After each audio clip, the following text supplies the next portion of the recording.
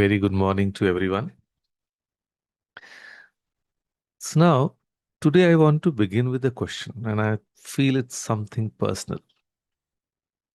When was the last time you were truly tired? Like, not the good kind of tired, like after a long walk or a great day of work, but the hollow kind.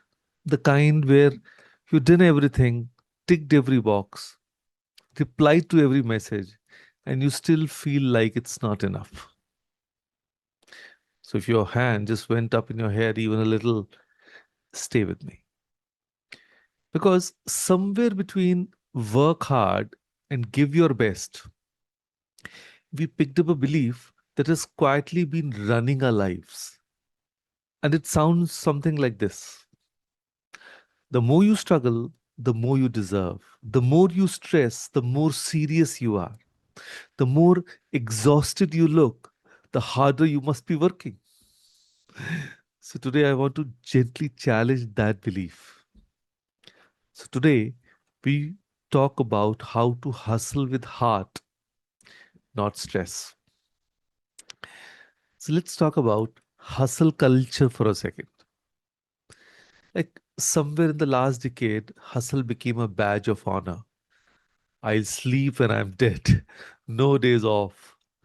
Grind now, shine later.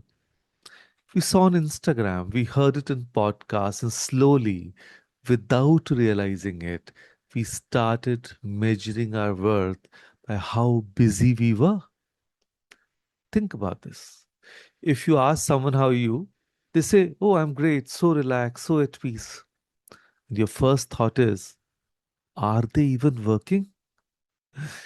But if they say, "Oh God, I'm so busy, I haven't slept, I haven't eaten properly," and your instinct is, wow, they must be really going places.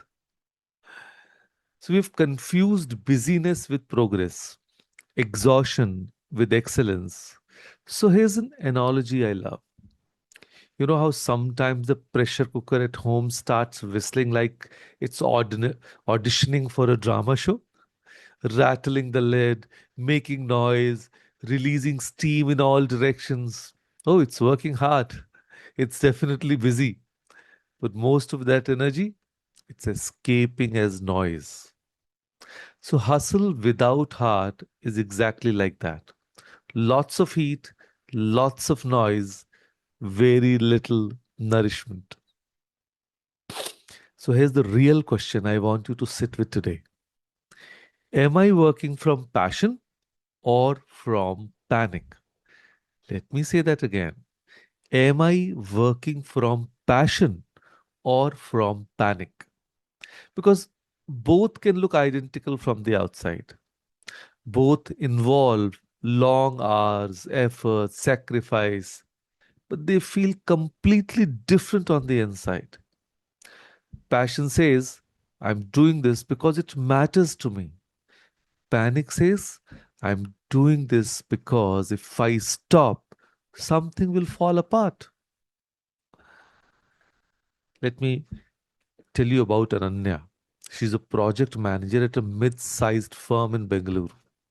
Now, she's the first one on the call, the last one to submit. She replies to messages at midnight, wakes up already thinking about her inbox. And from the outside, she's killing it.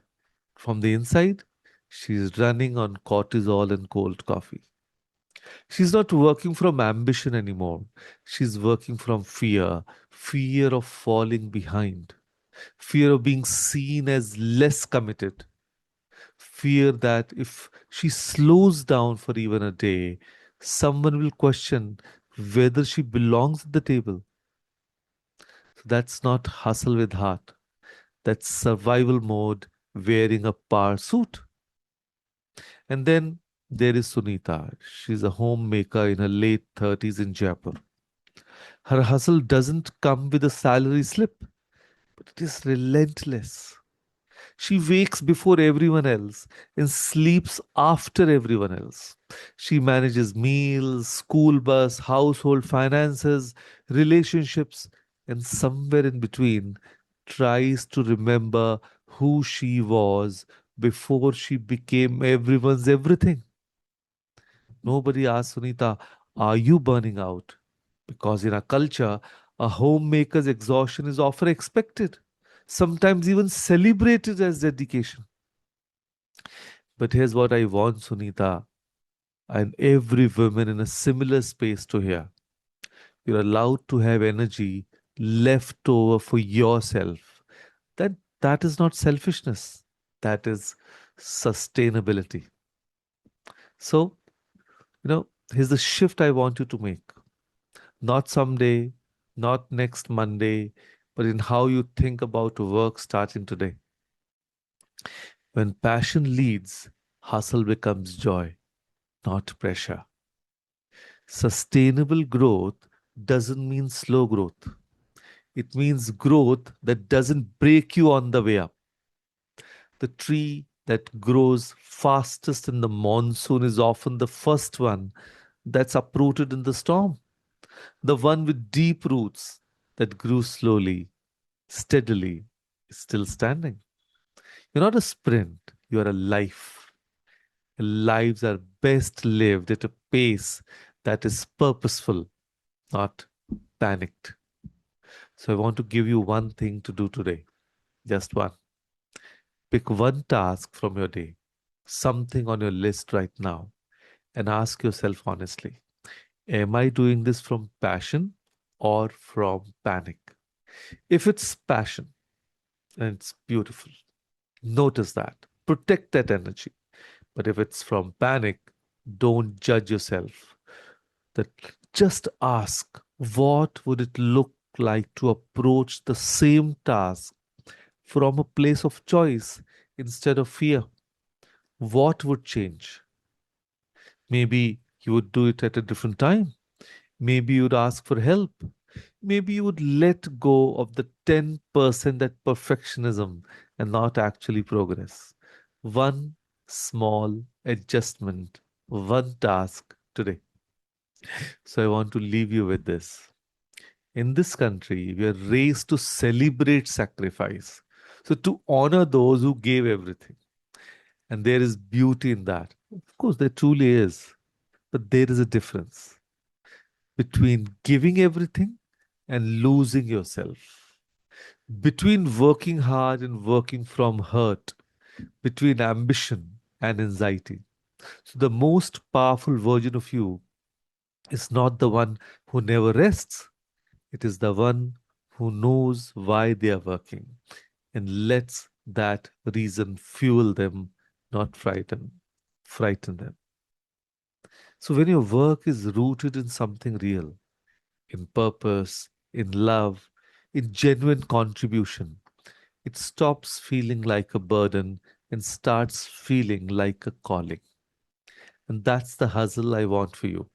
Not the kind that empties you, the kind that fills you up even as you give. So work hard, but work whole. Your best is not just your output, it's your presence, your peace, and your joy in the process. So, your call to action starting today is identify one thing you're doing from panic and choose to approach it differently. Second, protect 1 hour this week that belongs to something that restores you. And finally, remind yourself sustainable is not settling, it's strategy. Hustle with heart. The world needs your work, but it needs the whole you to do it. So, with that thought, thank you. Thank you, everyone, for joining us today. Thank you.